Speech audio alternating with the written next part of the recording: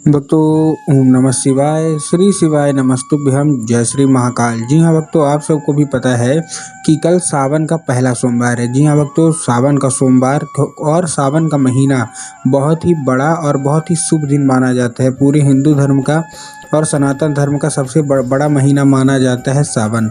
अगर आपकी कोई भी ऐसी मनोकामना है, ऐसी इच्छा है जो कि अभी तक पूरी ही नहीं हुई है, तो सावन के महीने में अवश्य रूप से उपाय कर लें जो मैं आपको बताने वाला हूँ। आपकी सारी की सारी जो इच्छा है ना, सारी की सारी जो मनोकामना है, वो अवश्य रूप से पूरी होनी ही होनी है। क्या करना है, कैसे करना है, पूरा आपको समझाने वाला हूँ। तो बस उपाय ध्यान से सुनिएगा, अच्छे से करिएगा।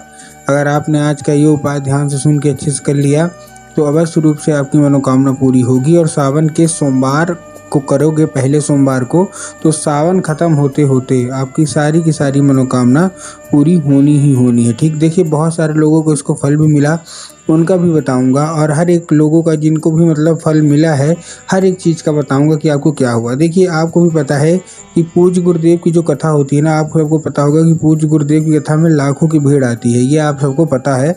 और आपको एक चीज़ और पता होगी कि जब गुरुदेव की कथा होती है तो वहाँ ज़्यादातर जो भक्त रहते हैं ना, वो क्या करते हैं, पत्र के द्वारा अपनी मनोकामना गुरुदेव तक पहुँचाते हैं। किसके द्वारा? पत्र के द्वारा। तो ये पिछले साल की बात है, गुरुदेव की कथा चल रही थी और ये आषाढ़ के महीने में ही चल रही थी। मतलब आषाढ़ खत्म होने वाला था और सावन आने वाला था, तब गुरुदेव की कथा चल रही थी। तो वहाँ क्या हुआ, बहुत सारे भक्त आए तो उन्होंने क्या किया, मतलब लाखों की भीड़ आई तो उन्होंने क्या किया, पत्र के द्वारा अपनी मनोकामना गुरुदेव तक पहुँचा दी। जब गुरुदेव ने पत्र पढ़ा और पत्र पढ़ने के बाद गुरुदेव ने जब देखा तो वहाँ बहुत सारे लोगों की अलग अलग मनोकामना थी। किसी की कर्जा मुक्ति की मनोकामना थी, किसी की कोई और मनोकामना थी, किसी की धन प्राप्ति की, किसी की कोई ऐसी मनोकामना है जो कि वर्षों पुरानी है, अभी तक पूरी नहीं हो रही है। मतलब तरह तरह की मनोकामना थी जो कि पूरी नहीं हो रही है। तब गुरुदेव को वो पहुंचा। जब गुरुदेव ने ये देखा तब गुरुदेव ने 2 से 3 उपाय बताए। जब गुरुदेव ने 2 से 3 उपाय बताए तो लोगों ने जा जाके इस उपाय को घर में करना शुरू कर दिया। अब जैसे ही लोगों ने जा जाके इस उपाय को घर में करना शुरू कर दिया, वही लोग सावन के अंतिम होते होते, मतलब खत्म होते होते सावन के ना, गुरुदेव की कथा में वापस आए। जब गुरुदेव की कथा में वापस आए तो उन्होंने क्या किया, फिर से एक बार गुरुदेव को पत्र लिखा। लेकिन ये वाला जो पत्र था, ये गुरुदेव को धन्यवाद के रूप में पत्र था कि गुरुदेव धन्य हो आपका, आपके द्वारा बताया गया उपाय हमने कर लिया है। हमारी जो भी इच्छा थी, मनोकामना थी, सारी की सारी पूरी हो गई हैं। आपका कोटि कोटि धन्यवाद। तो देखिए, जो लोग भी मेरी आवाज़ सुन रहे हैं ना, अगर आपको भी जानना है कि आखिर ऐसा कौन सा उपाय है जिसको करने मात्र से लोगों की सारी इच्छा, सारी की सारी मनोकामना मात्र 1 महीने के अंदर पूरी हो जाती है, तो चलिए हम बताते हैं आपको कि आज की इस वीडियो में कि आपको करना क्या है। पूरा का पूरा उपाय ध्यान से सुनिएगा, अच्छे से करिएगा। अगर आपने आज का ये उपाय ध्यान से सुन के अच्छे से किया, अवश्य रूप से मनोकामना पूरी होगी ही होगी। देखिए, आपको पूरा का पूरा बताऊंगा, लेकिन उससे पहले चैनल पे अगर पहली बार आए हैं और आवाज़ मेरी पहली बार सुन रहे हैं ना, तो वीडियो कर दें लाइक और चैनल को भी कर लें सब्सक्राइब, ताकि पूजनीय पंडित प्रदीप जी मिश्रा के रोज नए नए उपाय सबसे पहले आपको प्राप्त हो भी सके। देखिए, जो हमारा पहला उपाय है वो मनोकामना पूर्ति का उपाय है। अगर आपके जीवन में कोई भी ऐसी मनोकामना है जो कि पूरी ही नहीं हो रही है, तो मनोकामना पूर्ति का ये उपाय आप अवश्य रूप से कर लीजिए। इस उपाय में आपको 5 कनेर के फूल चाहिए। ठीक, कनेर का फूल ले लिया।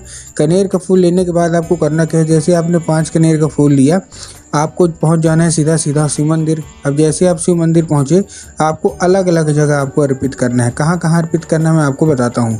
पहला, सबसे पहले आपको दिशा पता होनी चाहिए। आपको दिशा कौन सी होनी चाहिए? देखिए, सबसे पहले आपको दक्षिण दिशा में खड़े होना है और उत्तर की ओर अपना चेहरा कर लेना है।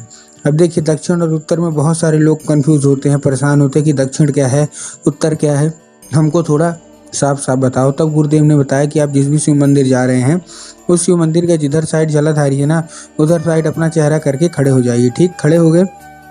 खड़े होने के बाद आपको पहला फूल बाबा कुंदकेश्वर का नाम लेके, किसका? महादेव का बहुत ही सुंदर सा नाम है, कुंदकेश्वर महादेव। तो बस उन्हीं का नाम लेके पहला फूल आपको बाबा भोलेनाथ की शिवलिंग पे अर्पित करना है। ठीक, उसके बाद जो हमारा दूसरा फूल है वो आपको माता शोक सुंदरी के ऊपर अर्पित करना है। अब देखिए, जिनको पता है कि माता शोक सुंदरी की जगह कहाँ होती है उनका तो ठीक, लेकिन बहुत सारे ऐसे लोग हैं जिनको यही नहीं पता कि माता शोक सुंदरी की जगह होती कहाँ है। तब गुरुदेव ने साफ साफ बताया कि जो जलाधारी है, जलाधारी के दाएं, मतलब राइट साइड में माता अशोक सुंदरी की जगह होती है। तो आपको दूसरा फूल वहीं अर्पित करना है। उसके बाद जो तीसरा फूल है वो आपको भगवान गणेश की जगह पे अर्पित करना है। अब देखिए, जिनको पता है कि भगवान गणेश की जगह कहाँ है वो तो ठीक, लेकिन देखिए नहीं पता तो ध्यान से सुन लीजिएगा। जो जलाधारी के दाएं साइड किसकी जगह होती है? जलाधारी के दाएं साइड जैसे माता शोक सुंदरी की जगह हुई ना, तो ऐसे ही जलाधारी के बाएं मतलब लेफ्ट साइड किसकी जगह होती है? भगवान गणेश की। तो आपको तीसरा फूल भगवान गणेश को अर्पित करना है। उसके बाद जो हमारा चौथा फूल है वो आपको किसको अर्पित करना है? जो आपका चौथा फूल है वो आपको अर्पित करना है हस्तकमल में। माता पार्वती के जो हस्तकमल होता है ना, चौथा फूल आपको वहाँ अर्पित करना है। 4 फूल हो गए। उसके बाद 5वां और जो आखिरी फूल है वो आपको जलाधारी में अर्पित करना है। पूज्य गुरुदेव कहते हैं कि जलाधारी में स्वयं माता पार्वती का वास होता है, और अगर माता पार्वती आपसे प्रसन्न हो गई तो अवश्य रूप से आपकी मनोकामना पूरी होनी ही होनी है। ठीक है, ये था हमारा कौन सा? ये था हमारा सबसे पहला उपाय। ठीक, 5 जगह आपने कर दिया। अब हम चलते हैं अपने दूसरे उपाय की ओर, जो कि धन प्राप्ति का उपाय है। अगर आपके जीवन में धन की बहुत कमी है तो धन प्राप्ति का ये उपाय आपको अवश्य रूप से करना ही करना है। अब देखिए, धन प्राप्ति के उपाय में आपको करेंगे क्या? इस उपाय में आपको सिंपल सा एक काम करना है। आप क्या लेना है?